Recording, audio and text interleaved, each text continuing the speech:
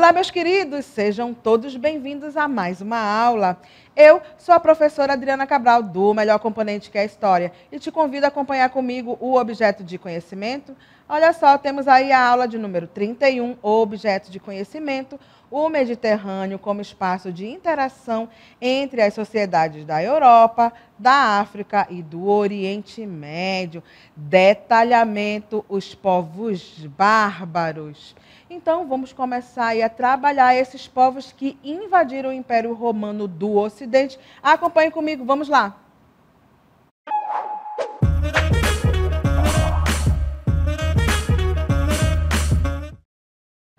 Queridos, vamos então começar aí a trabalhar alguns povos que entraram aí, né, no vasto Império Romano, ficaram conhecidos na história como povos bárbaros. Então acompanhe comigo, olha só, temos aí então, vamos começar a entender o conceito, tá? Então o termo bárbaro é uma herança grega. Segundo Heródoto, os egípcios chamavam de bárbaros todos os que falavam uma língua diferente da sua. É provável que o autor estivesse atribuindo aos egípcios uma prática realmente originária da Grécia. E aí nós temos então algumas imagens, né, mesmo, principalmente ali, né, dessa parte do Império Franco. Temos aí o Carlos Magno, que vai ser aí um dos grandes nomes aí deste império, né, dos francos, que é um dos povos bárbaros, ok? Então, olha só, em grego, bárbaro designava inicialmente aquele que possuía uma língua incompreensível, que não compartilhava nem os costumes, nem a civilização dos helenos. Então, observem aí, não é mesmo, que bárbaro é aquele, então, que está adentrando essas fronteiras do império e eles têm, então, sua linguagem própria, tá? Eles entram em várias hordes bárbaras, ok? Então, percebam que se Roma, ali, o Império Romano, está então com problemas nas fronteiras, é hora então da gente começar ali, né, fazer o processo então de invasão, então de entrada então dessas hordes bárbaras. Então acompanhem comigo agora um videozinho onde fala de alguns outros povos bárbaros, para que vocês tenham então esse conhecimento de que não foi apenas uma horde, mas foram então o quê? Várias hordes bárbaras que adentraram então as fronteiras desse império. Acompanhem. Principais povos que invadiram o Império Romano. Hunos, povos de origem asiática liderados por Átila. Sob sua liderança, os hunos conquistaram terras do rio Volga ao rio Reno.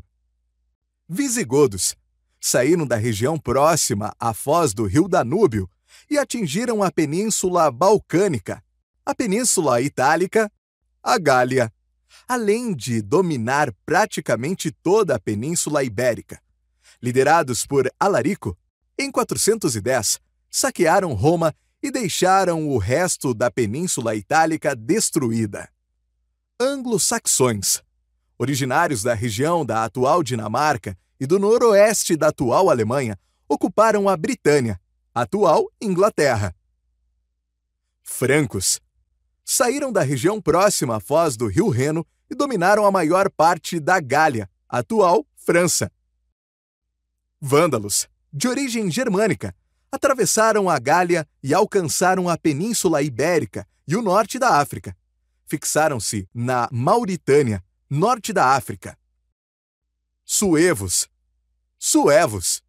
originários das margens do Báltico, estabeleceram-se no noroeste da Península Ibérica, ocupando grande parte do atual território de Portugal.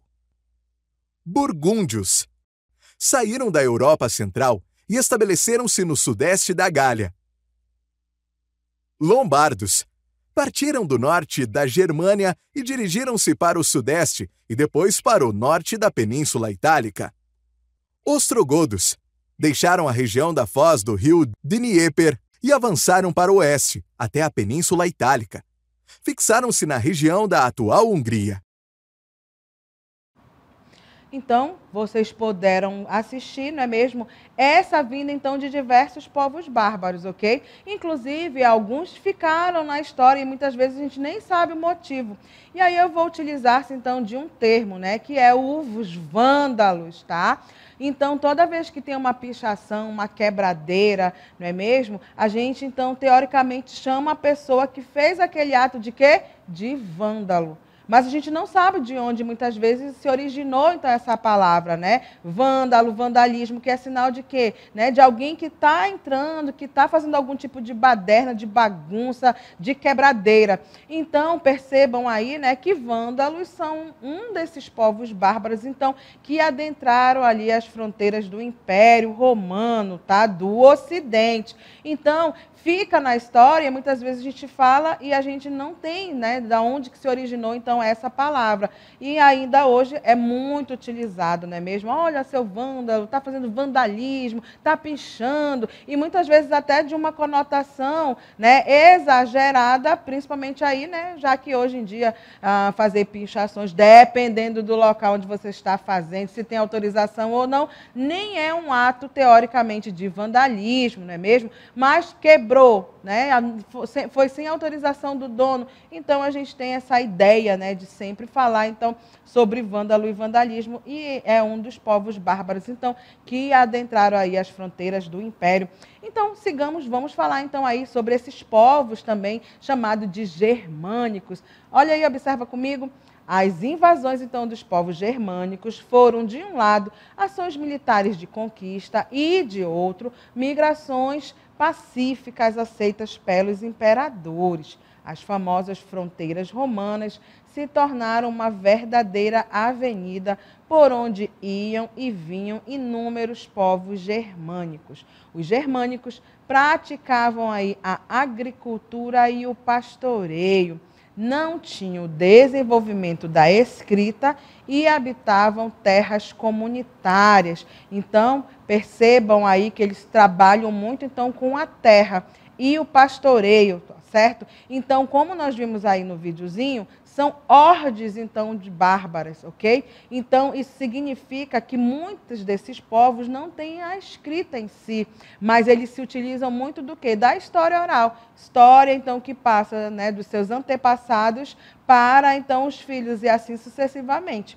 Então, perceba, né, que essas são características importantes, né, para esses povos bárbaros, porque se eu for olhar de outro lado, eles estão entrando aonde? No Império Romano do Ocidente em crise. Mas esse Império do Ocidente, ele já tinha o quê? Um direito constituído, uma cultura, leis que funcionavam, uma religião oficial. Então, deu para perceber, de um outro lado, nós temos, então, essas hordes de povos bárbaros adentrando. Por isso que também a gente pode dizer aqui que é o quê? O choque, então, de duas culturas. Ok? Então, isso também é importante para a gente caracterizar, então, aí, não é mesmo, essa parte, então, de invasões dos povos bárbaros. Continuemos, olha só, temos aí quanto à autoridade do chefe da linhagem. Esta estendia-se a parentes distantes, além de escravos e órfãos. Todos deviam obediência a ele, tá? Aspectos culturais e religiosos estavam vinculados ao espírito de guerra. A tribo era comandada pelo rei, um chefe escolhido entre todos os homens daquela sociedade. Então, olha aí, não é mesmo, outras caracterizações, então, aí, desses povos bárbaros. Eles obedecem, então, apenas a um chefe. É ele que comanda, não é mesmo? Então, tudo. Os escravos, as mulheres, as crianças, porque eles chegam e eles precisam, então, obedecer a uma liderança. Tá certo?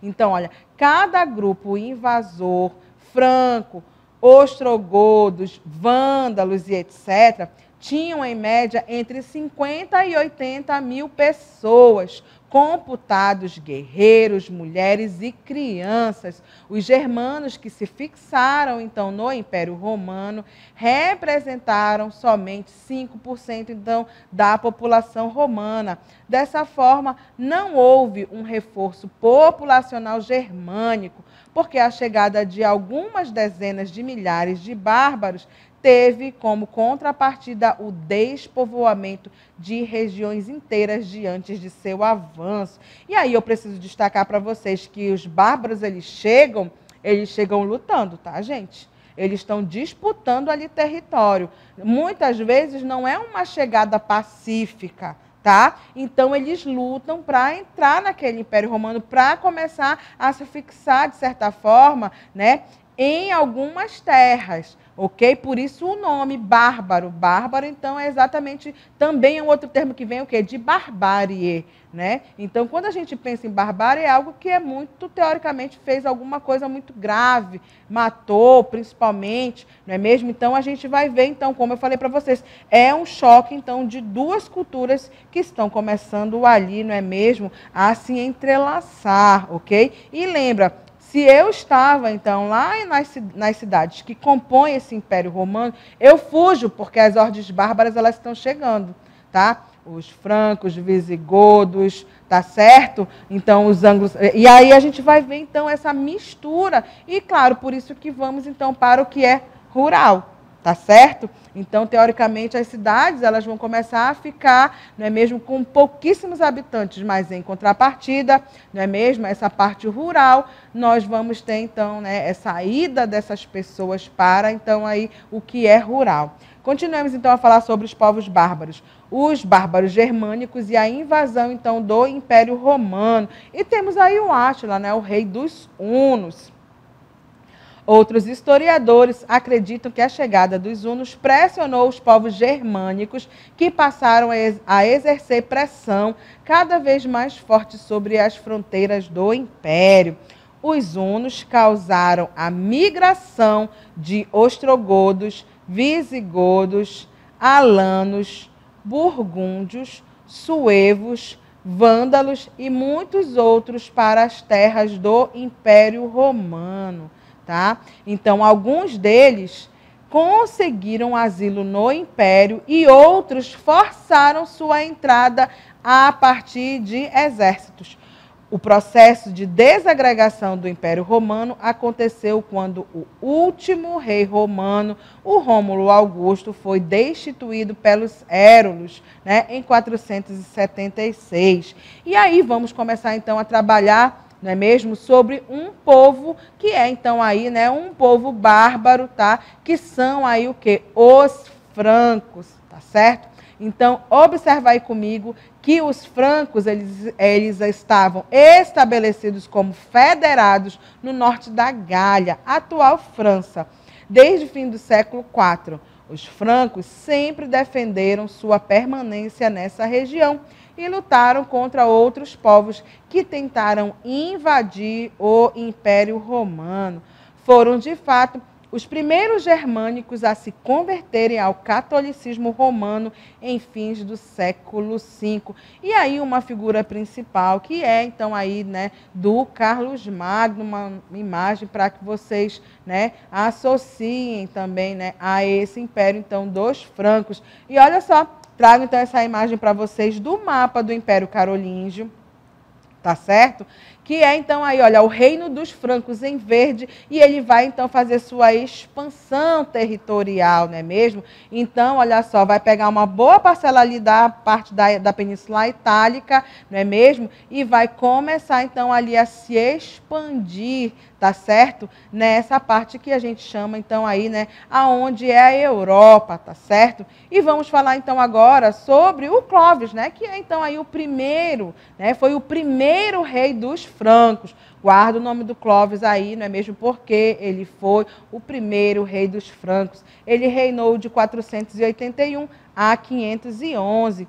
Ele pertencia à dinastia merovingia, por descender do Meroveu, seu avô. Lembra que eu falei para vocês? Precisa ter uma liderança. Por isso que o Meroveu, né, a dinastia vai pertencer, né, vai acreditar, por exemplo, né, esse primeiro nome a esse Meroveu, que era, né, da dinastia merovingia. Tá? Então, Clovis é o representante desta dinastia.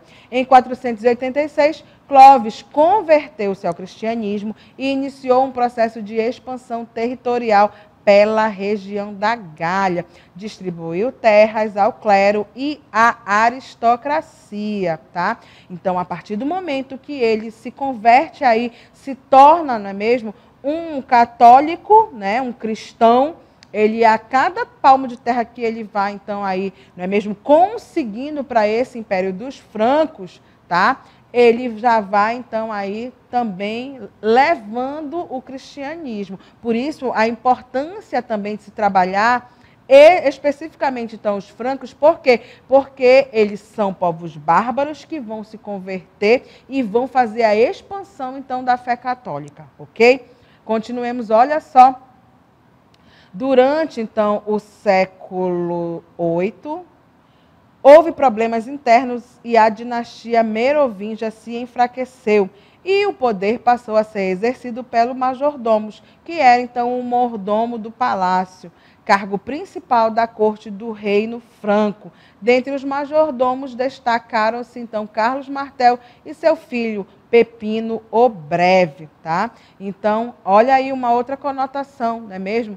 Temos, então, aí a dinastia merovingia e como os descendentes, então, aí do Clovis tiveram problemas de administração, e aí a gente vai ver, então, que este cargo vai passar, então, para o majordomo, que era ali o quê? Né? Um administrador daquele império. Então, olha só, aos poucos, esses majordomos, eles vão se tornar uma figura importante dentro deste império, ok? Que é, então, aí o Império dos Francos. Acompanhemos, então, temos aí a figura principal do Carlos Martel. Em 732, ele derrotou os muçulmanos na Batalha de Poitiers, ganhou prestígio como um verdadeiro salvador da cristandade. Seu filho Pepino o Breve consolidou o pacto franco-papal. Então, isso significa, não é mesmo, que Carlos Martel vai defender, inclusive, a fé católica contra essa expansão dos muçulmanos, tá certo?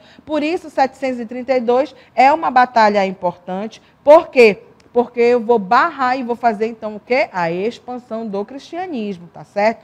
Então, a gente vai ver que o próprio filho, né, que é, então, um Pepino o Breve, ele vai aí consolidar o pacto franco-papal. Por quê? Porque ele vai se transformar e vai começar, então, a fazer com maior ênfase, então, essa difusão, então, do cristianismo. Percebam que a cada um membro, né, que é representante desse reino, eles vão exatamente ganhando territórios e fazendo essa difusão, então, da fé católica, tá certo? Vamos falar, então, aí sobre o governo do Pepino o Breve, né? Pepino contava, então, com o apoio decisivo da autoridade religiosa de Roma, o Papa Estevão II. Com esse apoio, o rei franco cedeu os territórios conquistados da luta contra os lombardos na Península Itálica ao Papa e tempos depois foi criado, então, os Estados Pontifícios em 756, que é, então, aí o atual Vaticano. Olha só. Então, a importância, né, da gente ver, então, essa parte aí do governo, então, do Pepino Breve. Ele vai lutar contra os lombardos, vai vencer, então, aquelas terras, eles doam, então, aí, não é mesmo, para a igreja, né? Tanto que hoje, quando a gente vê, então, o Papa, né, atualmente, tá? O Papa Francisco, não é mesmo? Lá nas basílicas, ou dando tchau de cima de uma, né, janelinha que ele sempre fica. Tudo aquilo ali, então, foi terras doadas, então, através deste governo do Pepino Breve. O Vaticano, esse que é um país dentro de um outro país, terras ali do Vaticano todas, muitas delas, a maioria doada, então, nesse período aqui que a gente está falando, então, dos povos bárbaros, tá? Ao fazer, então, a sua conversão ao cristianismo, eles fazem também, não é mesmo, a doação, então, dessas terras. Por isso que nós temos ali a constituição do que hoje a gente conhece como Vaticano. Foram terras doadas pelo Pepino Breve, ligado, então, a este Império Franco. Okay? Vamos falar então aí, né, do Império agora Carolíngio, que é uma continuidade, de certa forma, desse Império dos Francos, ok? Então acompanhe comigo, olha só, o Império Carolíngio, né, que é então ligado então à figura principal do Carlos Magno, tá? Que era filho, ó, do Pepino o Breve, tá? Chegou ao poder em 768 e deu continuidade à obra de seu pai. Ele derrotou definitivamente os lombardos e confirmou a doação de terras ao papado, que hoje constitui então o Vaticano. Como monarca guerreiro, Carlos Magno deu continuidade à expansão carolíngia e conquistou territórios no rio Elba, ao leste, no norte da Península Itálica, ocupado pelos lombardos, povos bárbaros que haviam se estabelecido ali no século VI. Então, o Carlos Magno, ele fortaleceu a unidade política do reino franco, cristianizando, então, os povos recém-conquistados e colocando-se como defensor do papado. No Natal de 800, ele foi coroado pelo Papa Leão III como imperador dos romanos, título que não era utilizado desde a queda do último imperador romano, o Rômulo Augusto, em 476. E aí eu preciso dizer para vocês que, a partir então do Carlos Magno, a gente vai ver então que muda a denominação. Agora é Império Carolíngio, tá certo? E logo depois a gente vai se transformar em Sacro Império Romano Germânico, porque a importância então dessa figura do Carlos Magno, tá certo? Então, pertencente a essa dinastia então dos francos, só que agora, como o governo dele foi tão importante, ele muda então a denominação, por isso Império Carolíngio, tá certo? Então, percebam que é como se fosse ali uma continuidade dos francos, só que agora com uma nova denominação, porque carolíngio vem de Carlos, né, que era então aí o Carlos Magno, ok? Continuemos então, a coroação então do Carlos Magno deu origem ao Sacro Império Romano Germânico, que existiu formalmente até 1806. Carlos Magno, ele teve 3 filhos, o Luís o Piedoso, o Carlos o Calvo e Lotário. Então, vocês têm aí a imagem, né, desse vasto império que se tornou, então, o Sacro Império Romano Germânico. E agora vamos trabalhar uma parte bem interessante, que é sobre o Renascimento Carolíngio, tá? Que é ligado aí, né, a essa figura principal, que era o governo, então, do Carlos Magno, tá? Houve um aumento da produção agrícola, aumento da atividade mercantil, houve incentivo e o desenvolvimento de atividades educacionais e culturais, como o estabelecimento de escolas, né, para filhos de nobres, conhecidas como escolas palatinas. Então, percebam que é para os filhos dos nobres essa escola palatina, tá? Então, aí na imagem vocês têm, inclusive, monges copistas que também estão dentro desse contexto, né, do Renascimento Carolíngio, já que como que era a educação nesse período, tá certo? Os próprios monges, os próprios padres, eles então faziam a educação, a escolarização então dos filhos dos nobres, tá? Por isso escolas palatinas, era para quem mora ali no palácio, tá certo? Houve também crescimento de atividades intelectuais nos mosteiros ou nos monastérios. Bento de Núrcia deu origem à Ordem de São Bento, ou a Ordem Beneditina, tá? E aí ele escreve, né, o Bento de Núrcia escreveu o Regula Monasteriorum, que é então aí uma regra dos monastérios, tá? Que é então aí a regra de São Bento, um conjunto de regras rígidas que regulavam a vida dos monges dentro dos monastérios. E como eu lhes disse ainda há pouco, né, muito da educação é feita através desses monges, dos padres que são pertencentes, então, à igreja, tá certo? Por isso, eles também faziam, né, liam e faziam a reprodução de textos da antiguidade. Por isso o nome que vocês têm aí na telinha de vocês, monges copistas, porque eles copiam, fazem réplicas, então, né, dos livros deixados, então, lá pelos romanos, pelos gregos, e é o que muito a gente ainda tem hoje em dia, né? Sabemos desse mundo grego e romano através desses livros também que foram, né, deixados cópias através, então, dos monges copistas. Essa regra, então, aí voltando, né, a falar então dos monastérios, essa regra serviu de modelo para outras ordens de monges fundadas posteriormente, né, que é então a regra de São Bento, tá certo? Serviu não só para esse mosteiro de São Bento, mas também para os outros que surgirão depois, né, ou surgem outras ordens, então, monásticas. Os monges faziam cópias de livros da cultura greco-romana e, por isso, ficaram conhecidos como monges copistas, tá certo? Vamos, então, falar agora sobre, né, o Carlos Magno. Vai chegar um momento, né, que ele falece e aí a gente vai ver como é que dá essa continuidade, né, deste império. O Carlos Magno ele morreu em 814.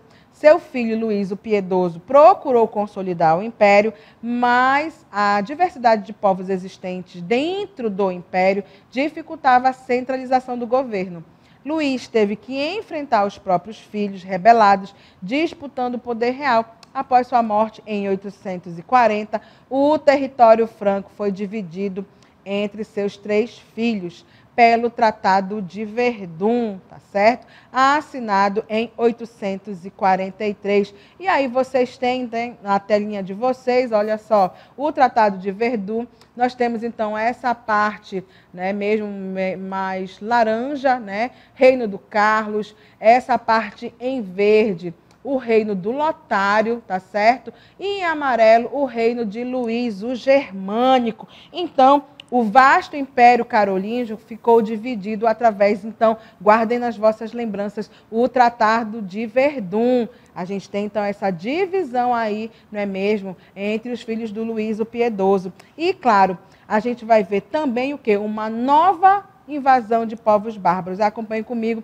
Os séculos 9 e 10 foram de novas ondas de invasões bárbaras. Os ataques provocaram colapso da autoridade política dos reis. Olha aí o nome, vikings, magiares e sarracenos, né? Novos povos bárbaros que vão adentrar, né, as fronteiras aí agora do Império, né, do Sacro Império Romano Germânico, também conhecido como Império Carolíngio. Então vão ser as novas ordens a partir então do século 9 e 10. O Ocidente adquiriu, então, novas características, né? O Ocidente adquiriu características que iriam marcar boa parte da Idade Média. Nós temos, então, aí o quê? A ruralização do ponto de vista econômico, morar no que é lá o rural, tá certo? E a descentralização política do ponto de vista institucional. Eu não vou ter agora mas agora eu vou ter o quê? Vários feudos, tá certo? Não tenho mais uma autoridade, tá, principal vamos dizer, né, o imperador como o Carlos Magno, tá? Então agora é a descentralização política e a Igreja Católica ligada então aí a Roma ficou como símbolo então dessa cristandade medieval, tá certo? Então é ela que vai reforçar alguns valores aí, inclusive daquela parte, né, do Império Romano, do Império Carolíngio, do Sacro Império Romano Germânico. Então, fique ligado nessa história. Vamos relembrar aqui, né, o reino dos bárbaros, tá? Eram considerados, então, bárbaros todos aqueles que não falavam latim e não tinham costumes romanos. Vários reinos bárbaros se formaram no antigo território do Império Romano do Ocidente, tá? As incursões bárbaras, ora se davam de forma violenta, ora de forma pacífica, tendo ocorrido a germanização dos exércitos romanos. E temos, então, aí o Império Carolíngio. Destacaram-se em meio aos povos bárbaros os francos, cujo reino localizava-se onde hoje é a França.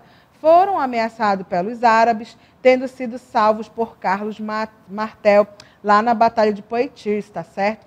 e seu filho, Pepino Breve, assumiu o trono do reino, originando a dinastia, então, aí carolíngia. Foi sob o reinado, então, do Carlos Magno que a dinastia atingiu seu auge de poder, formando aí o Império Carolíngio, a partir da coroação do Carlos Magno pelo Papa como imperador dos romanos, em 25 de dezembro de 800, o poder dos reis europeus passou a ser legitimado pelo Papa. Defendia o projeto de revitalizar a cultura romana com a criação de escolas para nobres dentro dos mosteiros. O império, né, de Carlos Magno se esfacelou com sua morte, tá certo? Então vimos aí o Tratado de Verdun e atingiu o meu objetivo, que era trabalhar então os povos bárbaros. Destaquei aqui para vocês alguns povos como os vândalos e principalmente aí os povos francos, né, que deram origem então ao Império Carolíngio. E por aqui então a professora se despede.